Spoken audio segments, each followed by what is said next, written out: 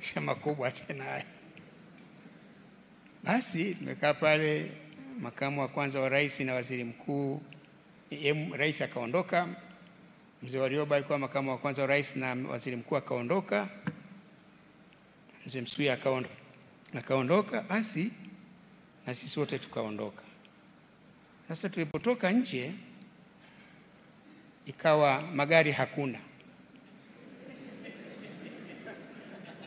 Sio kwa sababu yamenyang'anywa, ila unajua kwa sababu kawaida vikao vya cabinet vinachukua muda. Kwa hiyo mkifika pale mawaziri, magari yanakwenda ofisini kufanya shughuli nyingine. Sasa tukawa hatuna magari. Na kwa sababu pale tena ndio tushapigwa tanchi. Unaogopa hata kuingia ofisi yoyote pale kuomba upige simu, na wakati ule hapakuwepo na simu za mkononi. Kwa hiyo ikabidi sisi tutembee sasa.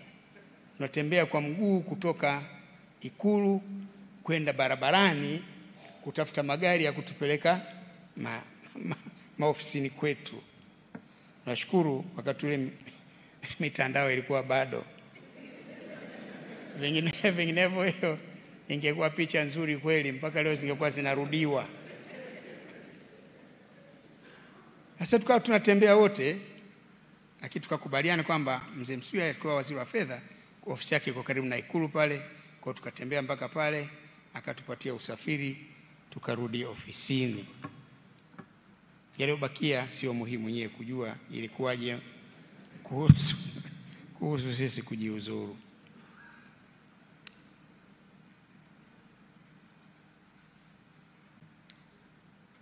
Baraza lilipoundwa upya, nikabahatika kuwa sasa waziri wa maji, nishati na madini. Hapo ndipo tukawa wote sasa kwenye baraza.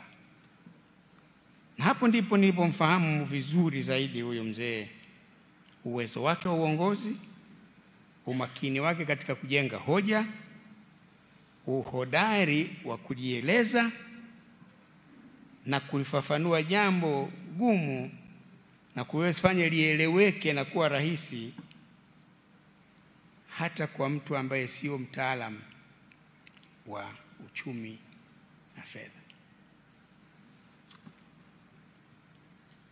Alijipambanua. Mheshimiwa Msuya alikuwa mtu aliyejaliwa akili nzuri, big brain, very bright fellow, big brain.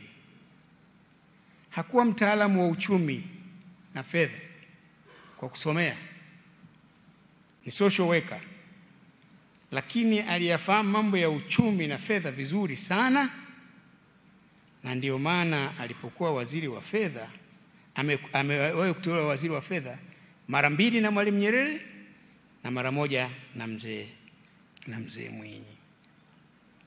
Lakini aliyafahamu vizuri sana mambo ya uchumi na fedha kama vile ni mchumi mbobezi.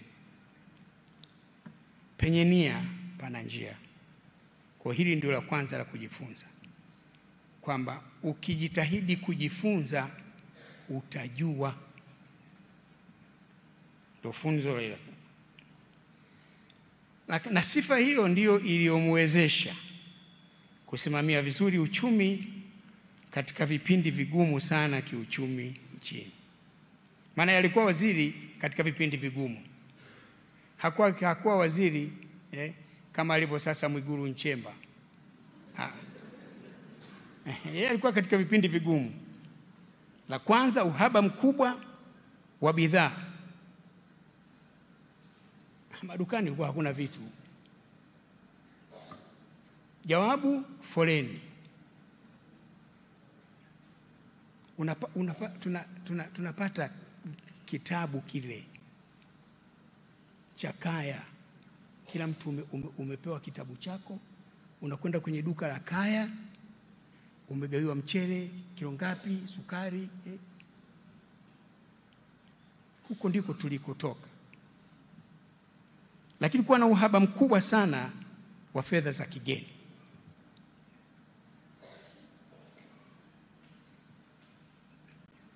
lakini kulikuwa na uhaba mkubwa wa fedha, lakini ni kwa sababu uchumi ulikuwa umedumaa tu. The economy was not growing, and at some point ilikwenda kwenye negative growth.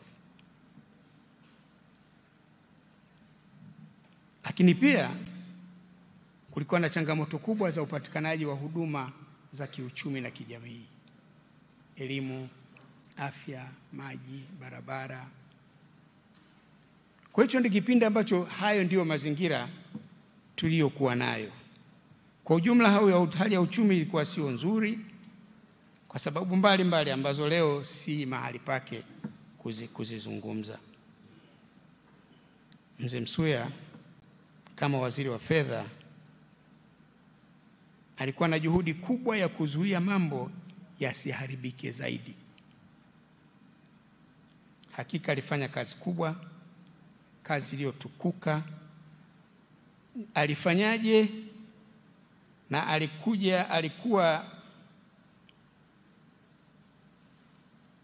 alifanyaje? Alikuwa anayajua yeye zaidi, na nimeambiwa kitabu chake kinaandikwa.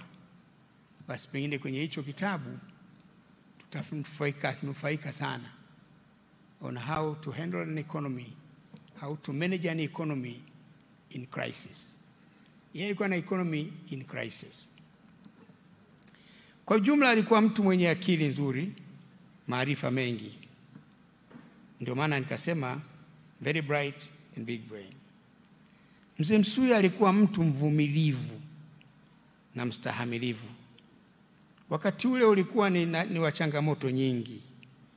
Upande mmoja kuna lawama au manunguniko ya wananchi kwamba hali ya maisha ni ngumu, na ni kweli. Unakumbuka wakati mmoja, kama mtakumbuka, Dr. Salim alipokuja kuwa waziri mkuu alikwenda kule kusini kule, si Tunduru kule.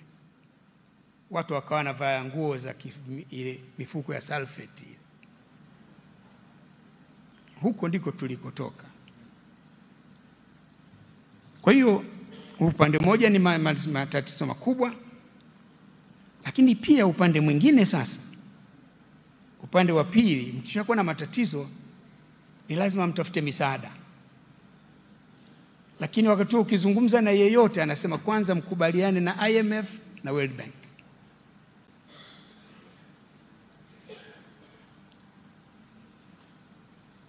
Asa makubaliano ya IMF na World Bank wakati wa Mzee Nyerere hayakuwezekana.